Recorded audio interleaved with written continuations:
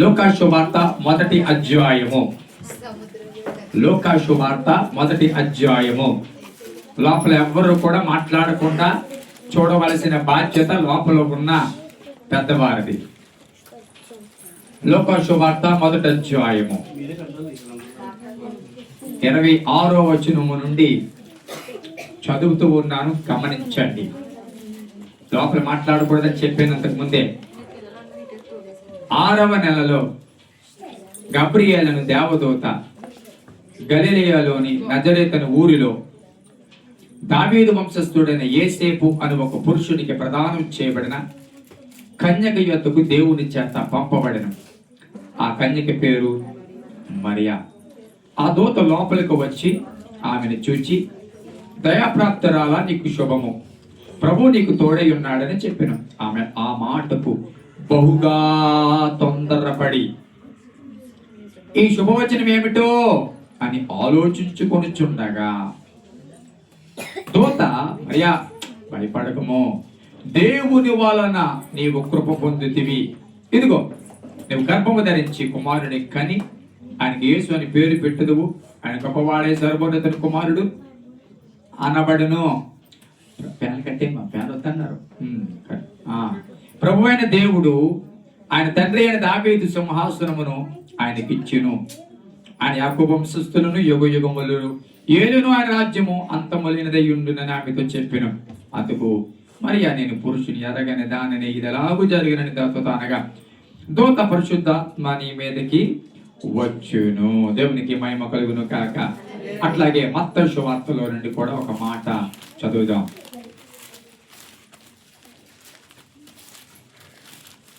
మత్తయి సువార్త మొదటి అధ్యాయము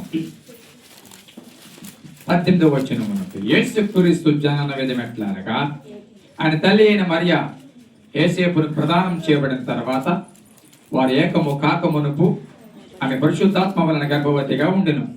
ఆమె భర్త అయిన యేసేపు నీతిమంతుడై ఉండి ఆమెను అవమానపరచునల్లక రహస్యముగా ఆమెను విడనాడ ఉద్దేశించును.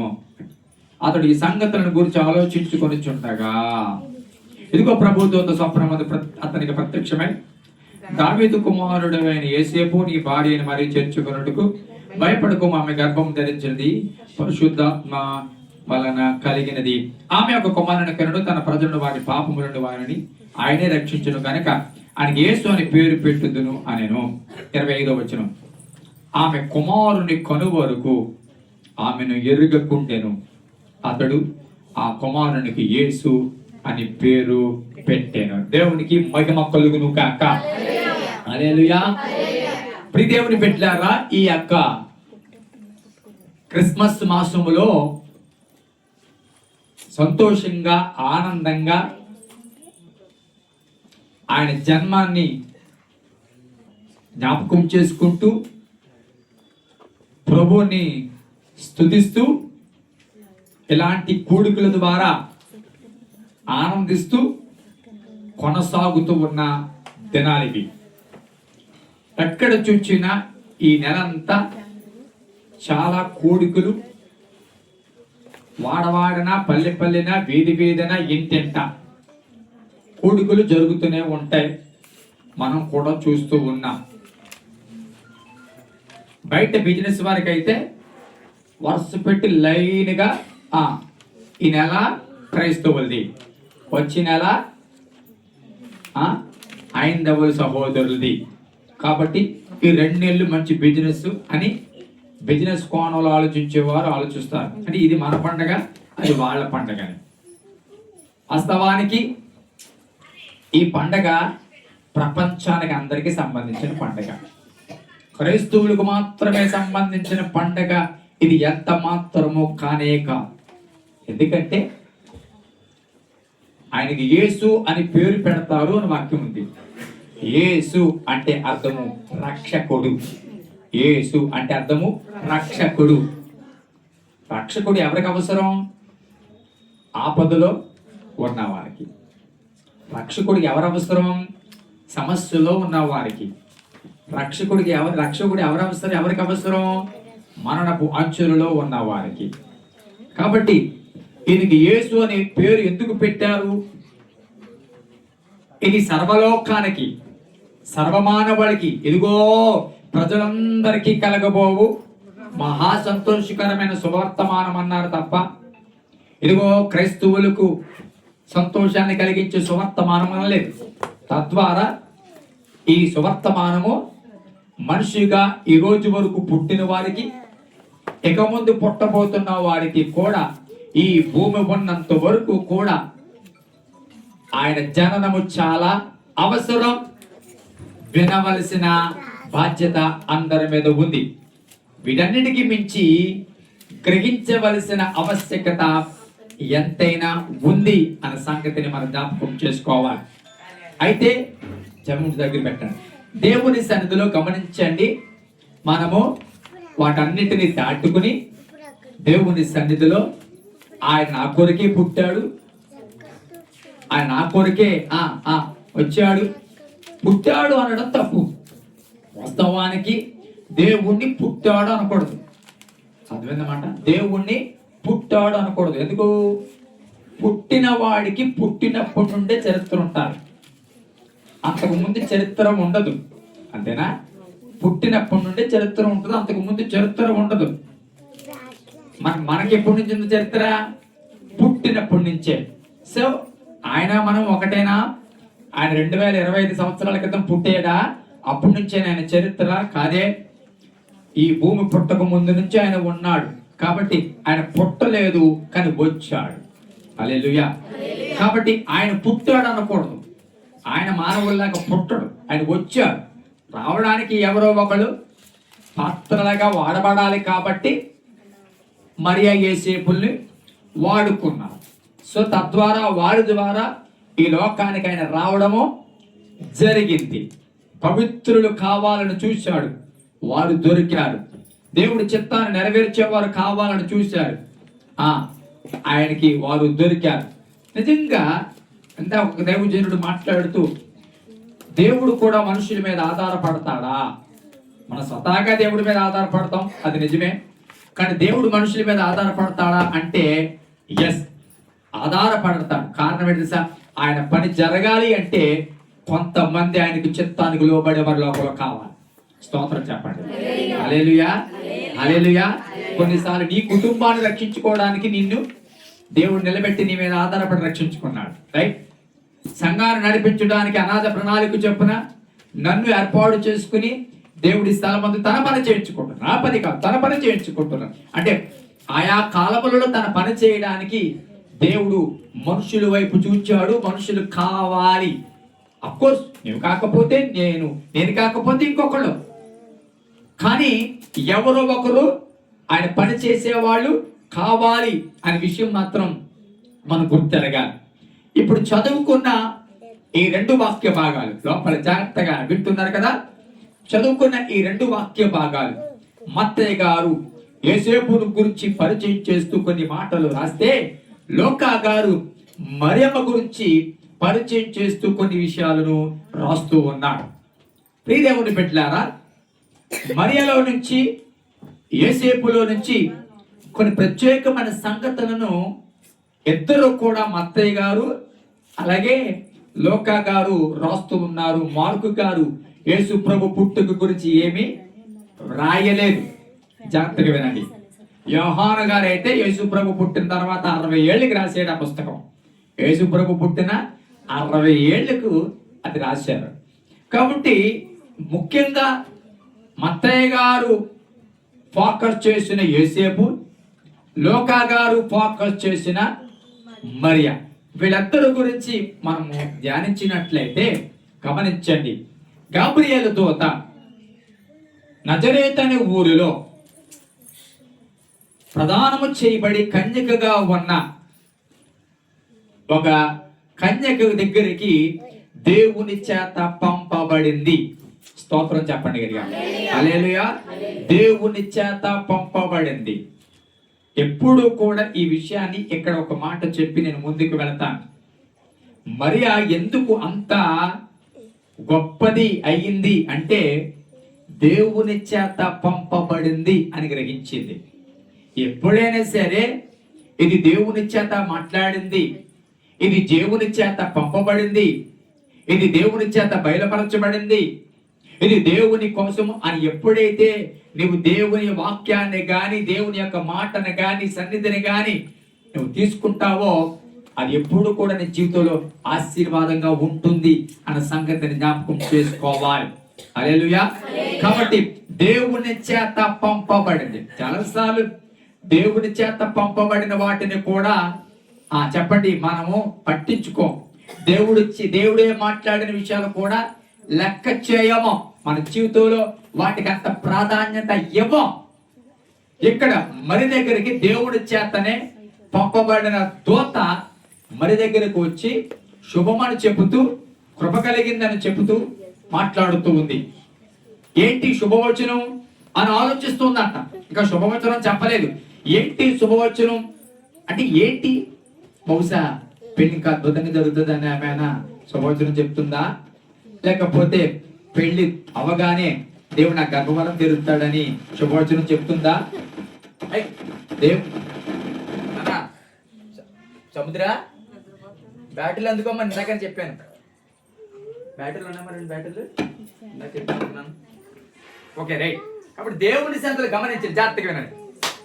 దేవుని సన్నిధిలో ఏ శుభవచనం చెప్తుందో, ఈ దేవదూత పరలోకము నుండి వచ్చి ఏ శుభవచనం చెబుతుందో, ఏ మాట చెబుతుందో అని ఆలోచిస్తుందంట. సర్వసాధారణంగా దేవుడు మనతో మాట్లాడేటప్పుడు అందరిని అవైపు చూడండి, ఎవరు దృష్టి అట్టు పెట్టద్దు, జాగ్రత్తగా వినండి, చాలా జాగ్రత్తగా వినాలి.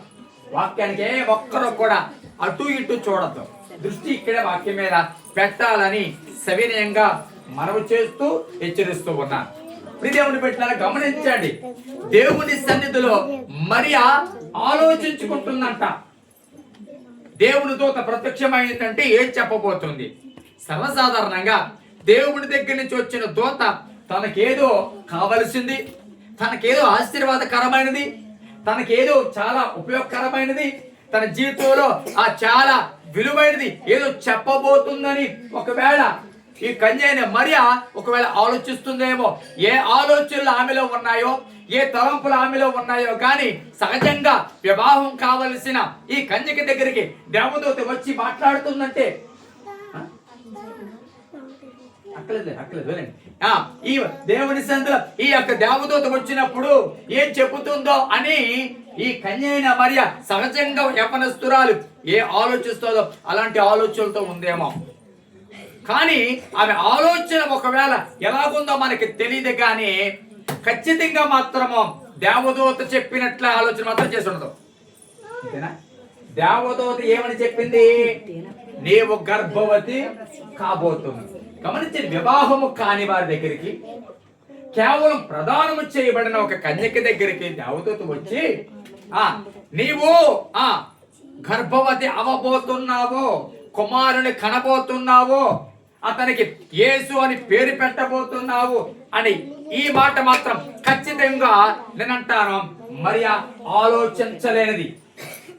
ఏ మాత్రమో ఇది దృష్టి ఆమెలోకి వచ్చి ఉండదు. ఎవరన్నా ఆలోచిస్తారు? అసలు ఆ ఆలోచన తలంపు అసలు రాదు కదా. ఏ స్త్రీకి గాని, ఏ కన్యకి గాని, ఏ ప్రదానం చేయబడిన వ్యక్తి కానీ ఆ ఆలోచన రానే రాదు. అలాంటి ఆలోచన అసలు రానే రాని పరిస్థితుల్లో దేవదూత వచ్చేమంది, దేవదూత వచ్చేముంది? గర్భవతి అవబోతూ ఉన్నావు, కుమారునే కనబోతూ ఉన్నావు అని చెబుతూ ఉంది. దానికి ఆమె భయపడిందండి. భయపడద్దు. ఇది ఎలా జరుగుతుందని అనుకుంటున్నావు కదా, ఇది ఎలాగ సాధ్యం అనుకుంటున్నావు కదా. సర్వోన్నతుని యొక్క శక్తి నిన్ను కొమ్ముకోవడం వల్ల ఇది జరగబోతుంది. సర్వోన్నతుని యొక్క శక్తి, పరిశుద్ధాత్మ యొక్క శక్తి నిన్ను కొమ్ముకోవడం వల్ల ఇది జరగబోతూ ఉంది. ప్రియ సహోదరులారా గమనించండి, ఈ మాట దేవదూత చెప్పిన వెంటనే భయపడింది కానీ తర్వాత దేవుని సన్నిధిలో అంగీకరించింది. జాగ్రత్తగా భయపడినప్పటికీ, ఆలోచన చేసినప్పటికీ ఇది ఎలాగూ సాధ్యము అని తనకున్న ఆలోచనలు, తనకున్న అనుమానాలు, తనకున్న ఉద్దేశాలు ఒకవేళ తనకు ఉన్నప్పటికీ కూడా దేవుని సన్నిధిలో అలాగే జరుగుతాక, ఓకే నువ్వు చెప్పినట్లుగా జరుగును కాక, నీ చిత్తానికి నేను తల వంచుతున్నాను, నీ ఉద్దేశానికి నేను తల వంచుతున్నాను, ఇది పరలోకము నుండి దేవుడి చేత పంపబడిన వర్తమానం. ఇది మనుషుని చేత పంపబడిన వర్తమానం అయితే ఒకవేళ మరియమ్మ అంత సీరియస్ గా తీసుకోకపోనేమో, కానీ దేవుడి చేత పంపబడిన దేవదూతే నేరుగా వచ్చి ఈ మాట చెప్పినప్పుడు ఏమి చేసింది సార్? మరియ అంగీకరించింది. చెప్పండి అందరూ కూడా చెప్పండి, అంగీకరించి. అలాగు జరుగును కాక, ఎలాగు జరుగును కాక, ఓకే, గర్భవతి అవడానికి, అది పరిశుద్ధాత్మ వలన అవడానికి, సర్వోన్నతుని యొక్క శక్తి నన్ను కమ్ముకున్నప్పుడు నేను గర్భవతి అవుతానని చెప్పకుండా దానికి నేను శుద్ధమే అని అన్నది. జాగ్రత్తగా వినండి. ఇప్పుడు అసలు ఇప్పుడు ఓకే అని చెప్పింది దేవుని సన్నిధిలో. అయిపోయింది ఆ రోజు. మరుసటి రోజు బహుశా ఏ విధమైన అంత సమస్య ఉండకపోవచ్చు, ఏ విధమైన చెప్పండి ఆందోళన ఆమె జీవితంలో ఉండకపోవచ్చు. కానీ రోజు వెంబడి రోజు గడిచినప్పుడు చెప్పండి ఆమె గర్భవతి అన్న సంగతి బయటకు వచ్చింది. జాగ్రత్తగా వినాలి. గర్భవతి అనే సంగతి బయటకు వచ్చింది. నేను ఒక మాట చెప్తాను, ఏదైనా దాయగలం కానీ ఎలాంటి విషయాలను దాయలేము. ఆ మాట అర్థమవుతుందా? ఏదైనా దాయచ్చు, ఏదైనా దాయవచ్చు, కానీ నేను అంటాను శరీరంలో వచ్చే మార్పులను దాయలేము కదా. నా మాట అర్థమవుతుందా? లావ్ అయిపోతే లావ్ అయినట్టు కనబడతాం, సన్నగా ఏం కనబడం. మనుషులు సన్నగా ఉంటే సన్నగానే కనబడతాం, నల్లగా ఉంటే అప్పుడు తెల్లగా కనబడుతున్నారు ఈ రోజు. అది వేరే పక్కన విషయం. దేవుని సన్నిధిలో నేను మాట చెప్తాను, తర్వాత వచ్చే మార్పులు, తర్వాత ఆమె శరీరంలో కలిగే మార్పులు, ఆ మార్పులు గమనించిన సమాజం, ఆ మార్పులు గమనించిన బంధువులు, ఆ మార్పును గమనించిన స్నేహితులు, ఆ మాట అర్థమవుతుందా? స్నేహితులు ఈమెను చూచి ఎన్ని రకాలుగా మాట్లాడుకుని ఉంటారు, ఎన్ని రకాలుగా ఆలోచన చేస్తుంటారు, ఎన్ని రకాలుగా నేనంటాను ఆమె నిందన వేస్తుంటారు. విచిత్రం ఏమిటంటే, గొప్ప ఆలోచించవలసిన విషయం ఏమిటి అంటే, వాస్తవానికి పురుషుడి ప్రమేయము లేకుండా ఈమె గర్భవతి అయిందన్న సంగతి ఈమెకు తెలుసు, దేవుడికి తెలుసు. కానీ గర్భవతి అయిందన్న సంగతి మాత్రమే ప్రపంచానికి తెలుసు. అది కేవలము ఏదో ఒక తప్పు చేయడం వల్లే ఈమె గర్భం ధరించిందని అనుకుని ఏ ఒక్కరైనా సరే మోషే ధర్మశాస్త్ర ప్రకారం రాళ్ళతో కొట్టి చంపేయాలి. కానీ విచిత్రం ఏంటంటే ఒక రాయి కూడా పడకుండా దేవుడు తన చిత్తానుసారంగా ఆమెను కాపాడుకుంటూ వచ్చాడు. నేనంటాను, ఆలోచిస్తే ఆ వ్యభిచారం చేసిన స్త్రీ పట్టబడినప్పుడు నా మాట అర్థమవుతుందా? ఈమెలో వచ్చే మార్పులను బట్టి ఈజీగా తెలీదా ప్రపంచానికి, సమాజానికి తెలీదా? సమాజానికి తెలిసినప్పుడు సమాజం ఏం చేయాలి? వెంటనే రాళ్ళతో కొట్టి చంపాలి కదా. కానీ రాళ్లతో కొట్టి చంపే పరిశుద్ధులు కానీ, సమాజం ముందు దోషిగా నిలబడిన పరిశుద్ధులు కానీ, ఫలానా వాళ్ళు రాళ్ళు వేశారన్న రికార్డు మరియమ్మ విషయంలో మనం చూడం. హల్లెలూయా, చెప్దాం హల్లెలూయా. ఈ రాత్రి నేను చెప్పే పాయింట్ మనం గుర్తించవలసిన ప్రాముఖ్యమైన అంశం ఏంటో చెప్పనా? చాలా సార్లు, చాలా పర్యాయాలు దేవుడు మాట్లాడుతున్నప్పుడు, దేవుడి స్వరమే ఇదని గ్రహించినప్పుడు, అది నీ హృదయాన్ని తాకుతున్నప్పుడు, నిజమే నా పరిశుద్ధుని ఎరిగిన వాడు సేవకుడు కాదు, దేవుడే. ఈ స్థితిగతులు ఎరిగిన వాడు సేవకుడు కాదు, దేవుడే. నా రహస్య స్థితిని కూడా చూచి దేవుడే మాట్లాడుతున్నాడని చెప్పి చాలా సార్లు వాక్యం విన్నప్పుడు దేవుడు మాట్లాడుతున్నాడు మందిరంలో, ఎస్ నేనే ప్రభువా అంటూ ఉంటాం. నువ్వు మాట్లాడుతున్న ప్రభువా అంటూ ఉంటాం. ఆ తప్పు నాలో ఉంది ప్రభువా అంటూ ఉంటాం.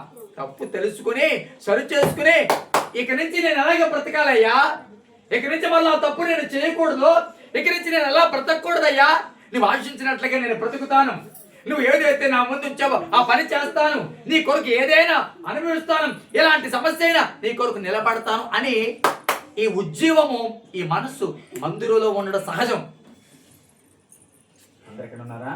మందిరంలో ఉండడం సహజం. కానీ ఎక్కడ ఫెయిల్ అవుతున్నాం తెలుసా? మందిరంలో తీసుకున్న నిర్ణయాలకి బయట బ్రతకలేకపోతాం. మాట అర్థమవుతుందా? దేవుని సన్నిధిలో తీసుకున్న నిర్ణయాల ప్రకారము నేను అంటాను, గడప దాటి బయటికి వెళ్ళిన తర్వాత అలా బ్రతకలేకపోతున్నాను. దేవుడి సన్నిధిలో ఓకే అన్నాను, కానీ సమస్య అంటే ఎంత పెద్ద సమస్య. దేవుడి సన్నిధిలో సమస్యలు మనకు మేలని దేవుడు మాట్లాడాడే, సమస్యలు మనకి దీవెనని మాట్లాడాడే. ప్రభా నిజమే, ఎంత సమస్యలు, ఎంత దీవెన ఉందయ్యా, సమస్యలు ఎంత అద్భుతం ఉందయ్యా అని దేవుడు మాట్లాడినప్పుడు, అవును ప్రభా ఈసారి నుంచి ఎంత సమస్య అయినా దీవెన ఉంది కదా ప్రభా అని అనుకుని వెళ్తాం. కానీ నిజానికి ఒక వారం తిరిగి లోపు ఒక సమస్య వచ్చిందనికే, సమస్య అంటే ఎంతలాగుంటుందా, ఇటు ఎంతలా బాధపడాలా అని చాలాసార్లు ఆ సమస్యను బట్టే మళ్ళా బాధపడిపోయి, ఆ సమస్యను బట్టే మరలా సనిగి, ఆ బలహీనతను బట్టే మరలా ఏడ్చి, దాని గురించి దేవుడిని ప్రశ్నించి అయ్యా అని దేవుని సన్నిధిలో వాక్యం వింటున్నప్పుడు ఎస్ ఓకే అని చెప్పిన వాళ్ళమో బయటికి వెళ్ళిన తర్వాత ప్రభా నేను నో అని చెప్పే స్థితిలో ఈరోజు బ్రతుకుతున్నాం. హల్లెలూయా. ఒక్క మాటలో చెప్పాలంటే, నినివేకి వెళ్తావా అంటే యోనా వెళ్తాను ప్రభా అన్నాడు. కానీ బయటకు వచ్చిన తర్వాత నేనంటాను, చెప్పినది ఒకటి, చేసింది ఒకటి. దేవుడి దగ్గర మొక్కుకుంది ఒకటి, బయటకు వచ్చిన తర్వాత చేసింది ఒకటి. దేవుడి దగ్గర మాట ఇచ్చింది ఒకటి, నా మాట అర్థమవుతుందా, బయటకు వచ్చిన తర్వాత చాలాసార్లు నేను ఒక మాట చెప్తాను, నీ నిర్ణయము సరైనది కాదని నేను అంటలేదు. దేవుడు నీతో మాట్లాడినప్పుడు నీవు గ్రహించలేదు అని అంటలేదు. దేవుడు మాట్లాడినప్పుడు నీలో పశ్చాత్తాపం కలగలేదని అంటలేదు. దేవుడు మాట్లాడుతున్నప్పుడు ఈ నిర్ణయమును సరైన రీతిలో తీసుకోలేదని నేను అంటలేదు. తీసుకున్న మాట నిజమే, కానీ దేవుడు మందిరాన్ని విడిచిపెట్టిన తర్వాత when you started a practical life, నీ ఆత్మీయ జీవితంలో, నీ దినచర్యలో నేను అంటాను ఆ మాటకు లోబడి చెప్పండి, సంఘములో వాక్యం అంటున్నప్పుడు ఉన్న ఆ ఉజ్జీవము, వాక్యం అంటున్నప్పుడు మనల్ని ప్రేరేపించిన ఆ ఆత్మ బయటకు వచ్చిన తర్వాత కనబడటం లేదు అనే సత్యాన్ని కూడా ఈ రాత్రి మనం ఎరగాలి. స్తోత్రం చెప్పండి. హల్లెలూయా. మరియలో నేర్చుకోవలసిన విషయం ఏంటి తెలుసా? దేవుడి సన్నిధిలో ఏ ఉద్దేశము చేత ఎస్ అందో బయటికి వెళ్ళిన తర్వాత పరిశుద్ధులు ఏదైనా సరే ఆ ఎస్ మీద నిలబడింది. హల్లెలూయా. ఎలా నిలబడింది? ఒక మాట చెప్తాను, ఓకే ఎస్ అన్నప్పుడు తన దగ్గర ఎవరు లేరు, ఒక్కటే దేవదూత మాట్లాడుతుంది. ఎంత నువ్వు కుమారుని కంటావు అని చెప్పేటప్పటికీ అది కొంచెం ఆందోళన అయినప్పటికీ ఆ గదిలో ఎవరు లేరు, మరియ తప్ప, ఆ గాబ్రియల్ తప్ప ఎవరు లేరు. కానీ నేను అంటాను, అసలు సమస్య ఎక్కడ తెలుసా? అసలు సమస్య బయటకు వచ్చిన తర్వాత అసలు సమస్య, బయటకు వచ్చిన తర్వాత జీవితాన్ని ప్రారంభించిన తర్వాత అసలు సమస్య, మనుషులు వేసే నిందలు అసలు సమస్య, మనుషులు మాట్లాడే స్లోగన్స్ అడుగుళ్ళు అసలు సమస్య, మనుషులు మిమ్మల్ని రకరకాలుగా చేదరుచుకున్నప్పుడు అసలు సమస్య. వీధిలో వెళ్ళినా ఎక్కడికి వెళ్ళినా ఆమె గురించి సడుక్కుంటూ ఉంటే, ఆమె గురించి అవమానపు మాటలు మాట్లాడుతూ ఉంటే మరి ఎవడో అనక్కలేదు, అన్నారంట అని వింటేనే కుంగిపోతాం. ఆవిడ నీ దగ్గర లేదు, నీ చెవులతో వెళ్ళలేదు, ఎవరో పనిలేని చెప్పింది, ఇలాగ అన్నాద అక్క నీ గురించి అంతే, అత అన్నాదంట అని వినేటప్పటికే కుంగిపోయి కుములు ఏడు చేసి ఇంకా జీవితంలో బాబో అన్నట్లుగా ఫీల్ అయిపోతాం కదా. నేను అంటాను, మరి మరియమ్మ ఇంకెంతలా ఉండుంటుంది, మరియ ఇంకెంతలాగా ఎదుర్కొని ఉంటుంది, మరియమ్మ ఇంకెన్ని సమస్యలు ఎదుర్కొని ఉంటుంది. నేను అంటాను ఒక రోజు నింద వచ్చి రెండో రోజు పోయేది కాదు. ఇది జాగ్రత్తగా వినండి. మరియమ్మకు వచ్చిన సమస్య ఒక రోజు అనేసి, నేను మాట చెప్తాను, చిన్న దొంగతనం చేసేవాడు పిల్లడు అనుకో, 2 రోజులు అనుకుంటారు, 3 రోజులు అనుకుంటారు, తర్వాత మర్చిపోతారు. నా మాట అర్థమవుతుందా? జాగ్రత్తగా వినండి. లేకపోతే ఏదైనా చిన్నది జరిగింది అనుకోండి, 1 రోజు రాసి మాట్లాడుకుంటారు, 2 రోజులు మాట్లాడుకుంటారు, తర్వాత అయిపోతుంది అంతే. కానీ ఈవిడ గురించి ఎన్నాళ్ళు మాట్లాడుకుంటారు సార్? ప్రతిరోజు కూడా ఈ మరియం గురించి మాట్లాడుకుంటూనే ఉండొచ్చు. బహుశా ఇంటికి అవమానం తీసుకొచ్చిందని, సమాజంలో ఎలాంటిది ఉందని ఎన్ని రకాలుగా మాట్లాడి ఉండొచ్చు, ఎన్ని రకాలుగా ఆమె మాటలు వినుండొచ్చు. ఈ వాక్యం ఎప్పుడు పెట్టారా? దేవుని సన్నిధిలో దేవుడు మాట్లాడుతున్నప్పుడు ఓకే అనే మనస్తత్వం నేను అంటాను బ్రతకవలసినప్పుడు ఎందుకు ఉండట్లేదు. దేవుని సన్నిధిలో వాక్యం పెట్టినప్పుడు వచ్చే పశ్చాత్తాపం తీసుకునే నిర్ణయాల మీద ఎందుకు బయటికి వెళ్ళా బ్రతకలేకపోతున్నావు? ఎందుకు సమస్యలు వచ్చినప్పుడు స్ట్రాంగ్ గా నిలబడలేకపోతున్నావు? ప్రాబ్లమ్స్ కంట్రోల్ చేయలేని అసమర్థులుగా ఉంటున్నారు మీరు. స్తోత్రం చెప్పండి గట్టిగా. హల్లెలూయా, హల్లెలూయా. దేవుని సన్నిధిలో గమనించండి, జాగ్రత్తగా వినండి. ఎందుకు దేవుని సన్నిధిలో నీ యొక్క పరిచర్యలో నీ దినచర్యలో ఎందుకు వాక్యం విన్నప్పుడు ఒప్పుకున్న దానివి, వాక్యం విన్నప్పుడు నిర్ణయం తీసుకున్న దానివి ఎందుకు ఆ నిర్ణయం మీదే వెళ్ళలేకపోతున్నావు అని పరిశుద్ధాత్మ దేవుడు ఈ రాత్రి ప్రతి ఒక్కరిని అడుగుతున్న ప్రశ్న. నేను అంటాను అదే పరిశుద్ధాత్మ దేవుడు వాక్యం విన్నప్పుడు నేను ప్రేరేపిస్తేనే తీసుకున్నావు ఈ నిర్ణయం. ఏమరే చెప్పండి, దేవుడు ప్రేరేపిస్తేనే ఈ నిర్ణయం తీసుకున్నావు. ఒక్క వ్యక్తిని దేవుడు ప్రేరేపిస్తే తప్ప ఏ అమ్మడు ఎవరి నిర్ణయం తీసుకోలేడండి. అవునా? తీసుకోగలరా? దేవుడు ప్రేరేపించలేదేనా? దేవుడు ప్రేరేపించి ఇది చేయి, దేవుడి పని కోసం ఇది చేయి, దేవుడి పని కోసం ఇది కొను, దేవుడి పని కోసం నిలబడు అని దేవుడు ప్రేరేపిస్తే తప్ప మనుషులు ప్రేరేపణ వలన జరగవు. స్తోత్రం చెప్పండి, గట్టిగా చెప్పాలి. హల్లెలూయా. నేను అంటాను దేవుని సన్నిధిలో మరి దేవుడు ప్రేరేపించినప్పుడు తీసుకున్నావు కదా నిర్ణయం. 31 రాత్రి దేవుడు ప్రేరేపించినప్పుడే కదా తీసుకున్నావు. బల్లారాధనలో దేవుడు ప్రేరేపించినప్పుడే కదా తీసుకున్నావు ఈ రోజు నుంచి ఇలా బ్రతుకుతానని. I'm asking everyone, అలాగే బ్రతుకుతున్నావా? అలాగే జీవిస్తున్నావా? అలాగే నడుస్తున్నావా? అలాగే బ్రతుకుతున్నావా? నిజంగా ఒక్కసారి నీకు నీవే ప్రశ్న వేసుకోమని ఈ రాత్రి మాట్లాడుతూ ఒక మాట జ్ఞాపకం చేస్తున్నాను. మరియా సమాజాన్ని జయించిన మహిళ. చెప్పండి గట్టిగా. మరియా సమాజమును జయించిన కన్యక. సమాజమును, మనుషులను, నిందలను, అవమానాలను గమనించండి. మరియ మార్పు 4 గోడలకు పరిమితమైన మార్పు కాదు. మరియ యొక్క నిర్ణయము 4 గోడల మధ్య తీసుకునే నిర్ణయం కాదు. మరియ యొక్క నిర్ణయము ఏ పరిస్థితుల్లోనూ సరే నిలబడేటట్లుగా నిర్ణయం. అర్థమవుతుంది అందరికి? అర్థమవుతుంది లోపల? స్తోత్రం చెప్తాను గట్టిగా. హల్లెలూయా, హల్లెలూయా.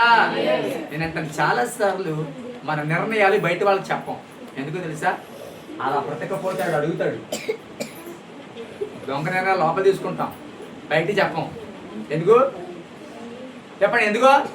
అలా లేవే అని అడుగుతాడా? అప్పుడు పొల్లికిలించాలి. ఏ నిర్ణయం తీసుకున్న బ్రదర్? తీసుకున్నా లేదో మంచి నిర్ణయం. నేను తీసుకున్నా లేదు మంచి నిర్ణయం. నేను అంటాను అసలు ఏ నిర్ణయం తీసుకున్నావో తెలిస్తే ఆ నిర్ణయం ప్రకారంగా వెళ్తున్నావో తెలుస్తుంది. అసలు ఏ నిర్ణయం తీసుకున్నావో తెలిస్తే నువ్వు ఎప్పుడులాగా ఉంటావు. స్తోత్రం చెప్తాను. కాబట్టి రాత్రి మాట్లాడుతున్న మొదటి మాట్లాడి తెలుసా? దేవుని సన్నిధిలో విన్నప్పుడు మాత్రమే కాదు, జీవించినప్పుడు కూడా అలాగే ఉండాలి. చెప్పండి గట్టిగా చెప్పండి. నవ్వుతారు తల్లిలు. జీవించినప్పుడు మాత్రమే కాదు, చెప్పాలి గట్టిగా, విన్నప్పుడు కూడా అలాగే ఉండాలి. ప్రతిరోజు నీ జీవితంలో అలాగే ఉండాలి. ప్రతి స్టెప్ నీ జీవితంలో అలాగే ఉండాలి. మాట చెప్తాను, ఈ అద్భుతమైన ప్రణాళిక తెలియని వారు రకరకాలుగా మాట్లాడతారు. అవునా? వెంటనే మనమైతే మనమైతే 2 రోజులు చూసి 3వ రోజుకి చాలు నాయన చాలు, నేను ఎలాంటి ఆటలు నేను బ్రతకలేను బాబు. అయ్యి బాబు ఏదో అనుకున్నాను కానీ గుళ్ళో నువ్వు మాట్లాడుతున్నప్పుడు దేవుడు మాట్లాడాడని నేను ఓ అన్నాను కానీ ఓకే అన్నాను కానీ అయ్యి బాబు నా వలన కాదు బాబు, నా వలన కాదు, నా వద్దు బాబు అని ఏ యాగ్మించి ప్రార్థన చేస్తాం. నా వల్ల కాదు బాబు ఈ సమస్య. ఇడి నిందంటే ఏదో పోని అనుకోవచ్చు. ఎంత నింద, ఎంత అవమానమా! ఎక్కడ చూచినా నన్ను ఒక అపవిత్రాలుగా చూస్తున్నారు బాబు, నేను భరించలేవని చెప్పి నేనంట. ఇంకెవడైనా సరే మళ్ళా దేవుడు తన నిర్ణయం మార్చుకోవడం కోసం ఒక 10 రోజులు ఉపవాస ప్రార్థన ప్రకటించాడు. ప్రకటించలేదా? 10 రోజులు ఉపవాస ప్రార్థన ప్రకటించి ప్రభువా దయచేసి నీకు ఇంకెవరైనా ఉపయోగపడితే చూసుకో. నాకంటే ఇంకా మంచోళ్ళు ఎవరు గట్టోళ్ళు ఉంటారు చూసుకో ప్రభా. మంచిదే కానీ నాకు అంత సామర్థ్యం లేదు, అంత ధైర్యం లేదయ్యా. సమాజానికి భయపడేదాన్ని అయ్యా నేను, మనుషులకి భయపడేదాన్ని అయ్యా నేను. ఎవరికి భయపడేదాన్ని? మనుషులకి భయపడేదాన్ని అయ్యా, సమాజానికి భయపడేదాన్ని అయ్యా. ఎవరేమన్నా భయపడిపోయేదాన్ని, ఎవరేమన్నా కృంగిపోయేదాన్ని, ఎవరేమైపోయింది ప్రభా, ఎవరేమన్నా ప్రభా దొక్కుపడిపోయేదాన్ని. ఎవరేమైనా సరే మనసు ఇట్టే మారిపోతుంది, అది నా మనస్తత్వం అయ్యా. అని దేవుని సన్నిధిలో మన బలహీనతల చెట్ట విప్పి లోపల అందరూ మన బలహీనతల చెట్ట విప్పి ఏం చేస్తాం తెలుసా? ప్రభా ఇంకొక వ్యక్తిని చూసుకో, నేను మాత్రం నిలబడలేను. హల్లెలూయా. నేను మాట చెప్తాను, ఈ రాత్రి ఇలాంటి సందర్భాలు నీ జీవితంలో రాలేదంటారా? ఈ రాత్రి ఇలాంటి సందర్భాలు, ఇలాంటి ప్రతికూల పరిస్థితులు నీ జీవితంలో రాలేదంటారా? ఇలాంటి మాటలు ఎప్పుడు కూడా, ఈ మాటలు ఎప్పుడు కూడా నీ బ్రతుకులు రాలేదంటారా? ఎలాంటి ఆలోచనలు ఎప్పుడు కూడా నీ బ్రతుకులు ఎప్పుడు ఆలోచించలేదంటారా? మాట అర్థమవుతుందా? స్తోత్రం చెప్పాలి, గట్టిగా చెప్పాలి. నాయకుడు రాలా అంటే ఓ అన్ను అందరికి అలవాటే, కానీ ఎప్పుడు ఓ అనాలి తెలుసా? నలుగురికి భోజనం అన్నప్పుడు కూడా ఓ అనాలి. అన్నమాట నాయకుడు రాలా అంటే ఓ అన్నా బానే ఉంది. నలుగురికి భోజనం అన్నప్పుడు కూడా అనకూడదు, ఓ అనాలి. దేవుని సందులో మొదటిది సమాజాన్ని జయించిన, చెప్పండి మహిళ, సమాజాన్ని జయించిన కన్యక. చెప్పండి అందరూ, చెప్పండి. సమాజాన్ని తనకున్న, అంటే దేవుని సన్నిధిలో విజయం కాదు, ప్రాక్టికల్ లైఫ్ లో విజయం సాధించిన కన్యక మొదలు. ఇంకా రెండవ దానికి వస్తాను, యేసేపు గురించి ఒక మాట మనం చదువుకున్నాం. ఏంటో తెలుసా? యేసేపు మరియమ్మను ఎరుగకుండెను అన్నది. చెప్పాలందరూ ఏంటి? ఎరుగకుండెను అంటే అర్థం ఏంటో తెలుసా? మొక్క నేను ఎప్పుడు చూడలేదని నాకు అర్థం కాదు, ఆమె ఎవరో తెలియదు అసలు అని అర్థం కాదు. ఎరుగుకుండడం అంటే భార్యాభర్తల మధ్య సంబంధం ఏదైతే ఉందో అది మా ఇద్దరి మధ్య లేదు అని. యేసేపు నేను మరియమ్మను ఎరుగకుండెను అని బైబిల్ చెప్తుందంటే దాని అర్థం తెలుసా? మరియా యేసేపులు భార్యాభర్తలుగా బతికారు, కానీ భార్యాభర్తల మధ్య ఉన్న ఏ శారీరక సంబంధం కూడా వీళ్ళిద్దరి మధ్య లేదు. నేను మాట చెప్తాను, గమనించండి. యూదుల ఆచార ప్రకారం వారి యొక్క వివాహ శైలి ప్రకారము యేసేపుకు దాదాపుగా 16 నుంచి 17 సంవత్సరాల వయసు. ఈ మరియతో ప్రదానం చేయబడేటప్పటికి ఈ యొక్క మరియకి 14 నుంచి 15 సంవత్సరాలు. ఎంత చెప్పాలి గట్టిగా అందరూ? లోపల ఉన్నారు అందరూ. 14 నుంచి 15 సంవత్సరాలు. అతనుకో 16 నుంచి 17 సంవత్సరాలు. జాగ్రత్తగా వినండి. 16 నుంచి 17 సంవత్సరాల వయసులో ఉన్న ఒక యవ్వనస్తుడు, ఇంటర్మీడియట్ వయసు, ఆ వయసులో మరియతో ప్రయాణం చేస్తూ, మరియతో ఉంటూ, మరియతో తింటూ, మరియ ఉన్న చోటే తను ఉంటూ కూడా మరియను ఎరుగకుండెనుగా బ్రతికాడు. హల్లెలూయా. ఆషాఢం కాదు, 6 నెలలు అక్కడ ఉంది కాబట్టి నేను ఎరుగుకుండెను అదిగా చెప్పడం. మరియా దగ్గర ఉండగా, మరియా కూడా, చెప్పాలి గట్టిగా, కూడా ఉండగా, మరియా కూడా ఉండగా, మరియా దగ్గర ఉండగా, రోజు మరియాతో నడుచుచుండగా ఆమెను ఎరుగకుండెను అంటే ఆమెతో ఎటువంటి సంబంధం కూడా పెట్టుకోకుండా, ఎందుకంటే పుట్టబోయేవాడు పరిశుద్ధుడు కనుక చెప్పండి దానికి ఆటంకముగా ఉండకూడదు అని చెప్పి యేసేపు మరియలు దూరంగా ఉన్నారు. రెండో మాట ఏంటి తెలుసా? మరియా సమాజాన్ని జయిస్తే యేసేపు తన మీద తాను జయించుకుంటున్నాడు. హల్లెలూయా. చెప్పండి మరి యేసేపు చెప్పండి తన మీద తను జయించుకుంటున్నాడు. ఈరోజు నేను అంటాను, విచిత్రం ఏంటంటే చాలా విషయాలు విజయం పొందుతున్నాం, కానీ మన మీద మనం విజయం పొందలేకపోతాం. అందరం మన మీద, అవునమ్మా, మన మీద మనం విజయం పొందలేకపోతున్నాం. ఒక నోటి మాటలో విజయాన్ని పొందలేకపోతున్నాం, ఒక కోపంలో విజయాన్ని పొందలేకపోతున్నాం, ఒక ఈర్ష్య గొడవలో చెప్పండి విజయాన్ని పొందలేకపోతున్నాం, కడుపు మంటలో, కడుపు మంట ఎసిడిటీ కాదు, ఎసిడిటీ వచ్చే మంట కాదు, ఏమంటుంది అంటే అట్లనే ఏంటి మంట, ఎసిడిటీ వల్ల కాదు, ఎదురోడు బాగుపడుతున్నాడు మంట చెప్పడానికి ఎదుటోడు బాగున్నాడు, ఎదుటోడు ఎదుగుతున్నాడు అంటే ఏముంటుంది మనకి, చాలా మందికి మన పిల్లలు బాగుంటున్నారు అంటే కడుపు మండేవాడు మనం చాలా బాగున్నారు. ఎంతకు ముందు సైకిల్ మీద వెళ్ళేవాడు బండి మీద వెళ్తున్నాడంటే ఏముంది బాగా ఈ మధ్యన అనేవాళ్ళు అన్నారు లేదా. నేనంటే జాగ్రత్తగా వినండి, దేవుని సన్నిధిలో ప్రార్థన చేస్తూ ఉన్నా సరే ఈ స్వభావం నుండి బయటికి రాలేని ఉన్నారు, ఇక ప్రార్థన చేస్తున్నా సరే ఈ అసూయ గుణంలోంచి రాలేని వాళ్ళు ఉన్నారు. ఏంటండి ఇంకా మాట చెప్తాను మీకు అర్థమయ్యే కోసం, అభిషక్తుడు అద్భుతంగా వాడబడిన వాడు, అద్భుతకరంగా దేవుడి కొరకు నిలబడిన వాడు అసూయను ఓడించడాకే కదా సౌలు భ్రష్టుడైపోయాడు. ఇంకేమైనా కారణం ఉందా చెప్పరే ఏమా కారణం, ఇంకేమైనా కారణం ఉందా? అసూయను పట్టినా ఇంకేమైనా పెద్ద పెద్ద కారణాలు ఉందా? నాకంటే అందగాడు అనా లేదే. అసూయ తనకి రావలసిన ఘనత ఒక కుర్రోడికి వెళ్ళిపోయింది.